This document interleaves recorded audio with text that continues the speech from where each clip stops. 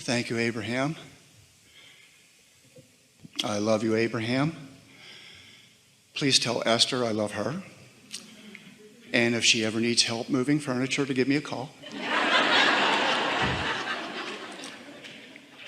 going to need this.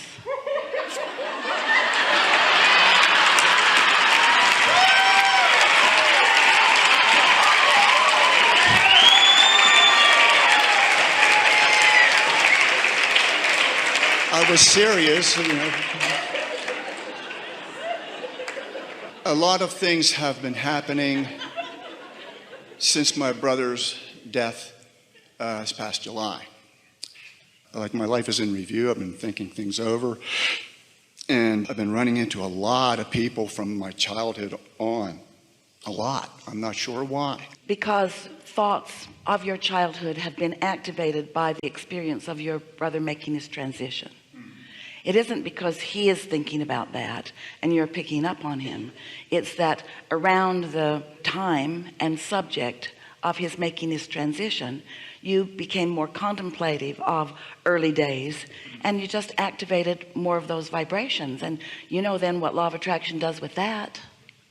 Okay, well then that makes a lot of sense to me. Anything that's active within you, you're going to see more of it, because this getting ready to be ready to be ready to be ready, it goes across all subjects.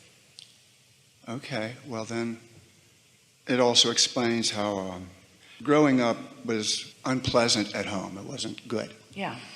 But I had a very vivid imagination.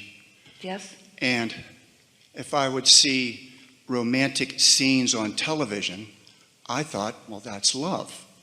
So even in the first grade, I would see pretty girls, and I would, in my mind, say, well, she's my girlfriend. And so I had a list of girlfriends, you know, and I sort of, but I maintained that, believing this is love. And so one time, not too far from home, I'd often walk around by myself, and I found this grass alley that I never knew was there, and I walked down the alley, and then it was one spot where it was just warm. It was warm.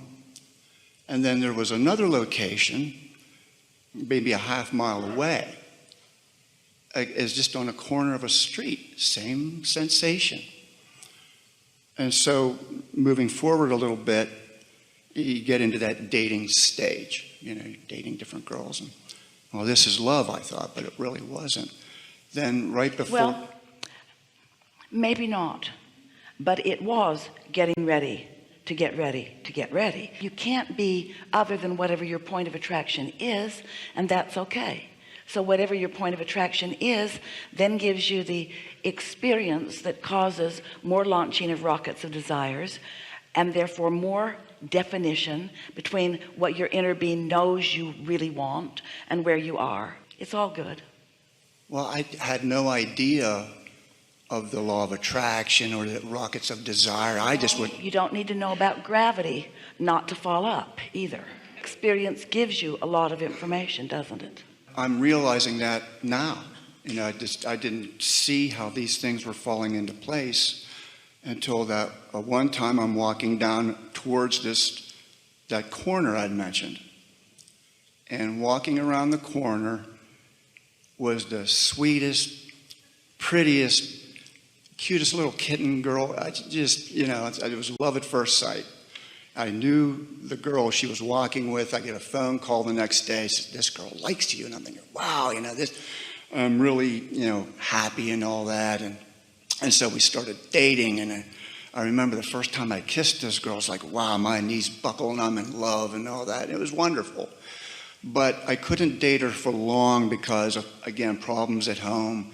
I really couldn't take her to like social events, and there was like formal dances. I couldn't do it.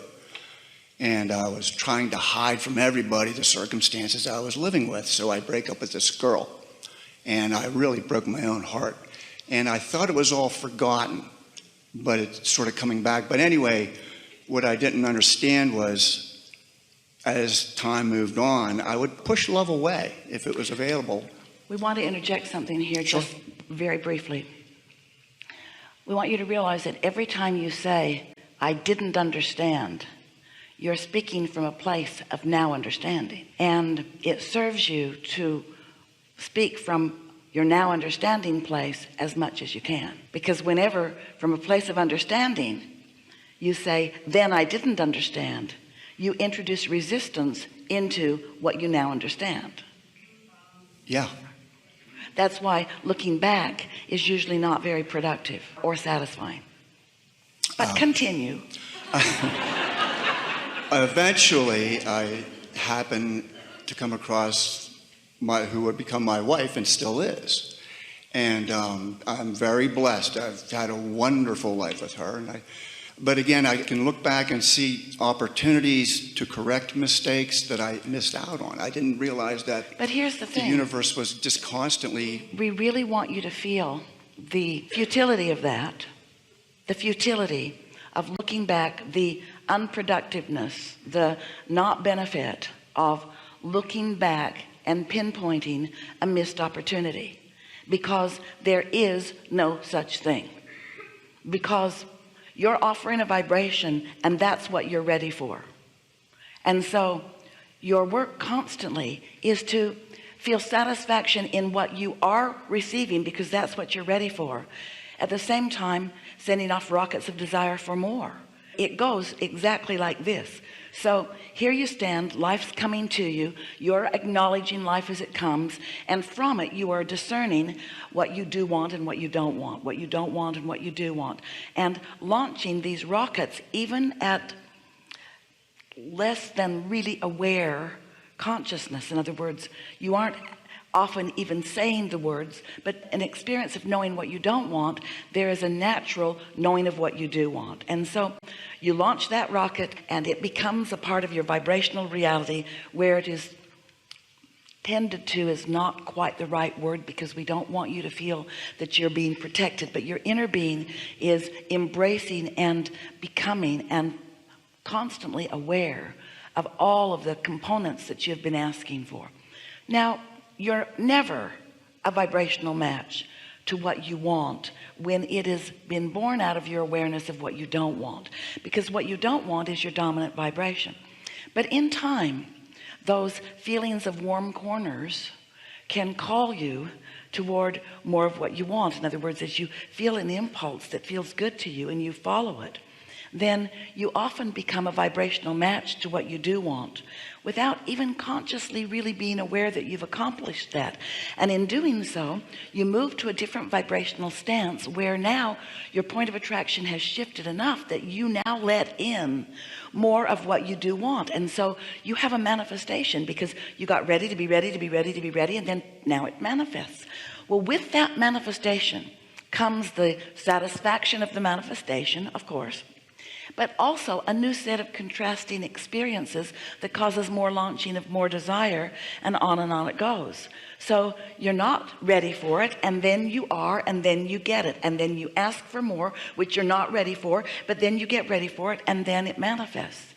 This is just the eternal process, the never-ending process of becoming. It's just the way you knew it would be. Well, again, I agree with you. Yes. But I couldn't help but feeling this draw to, like, I had to look backwards.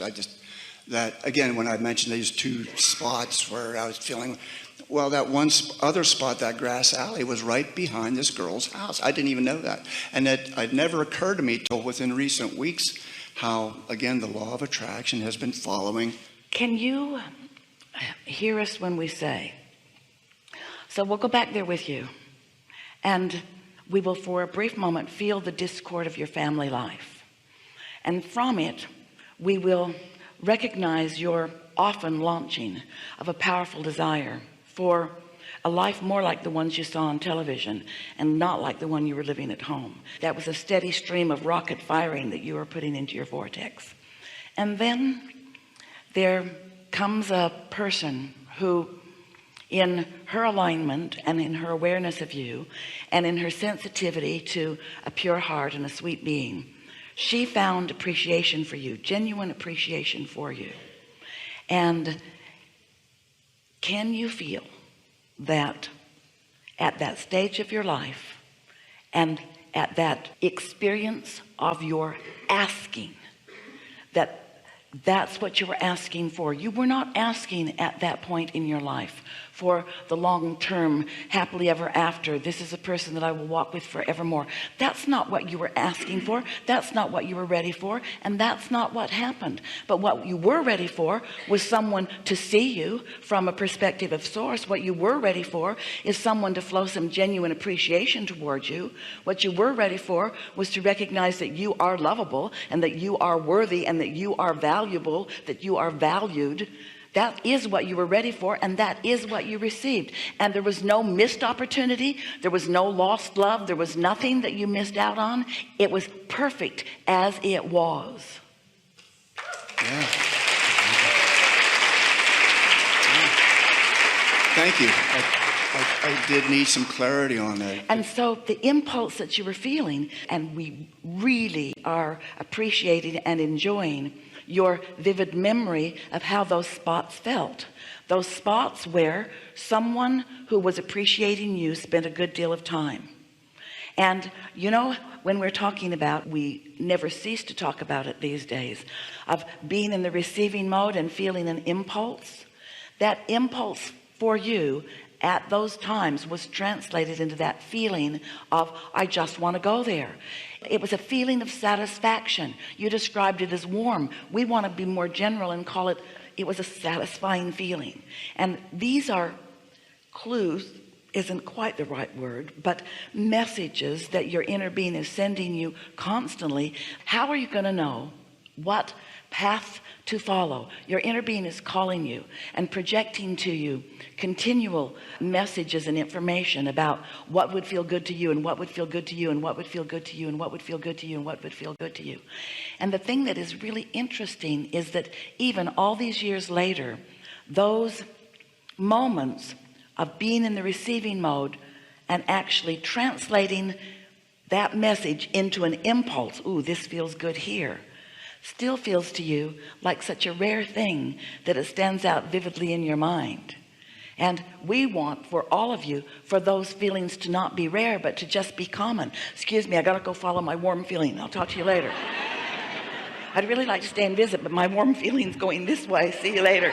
Oh, this job looks like a really good job, and oh, it pays so much, but the warm feeling is over here.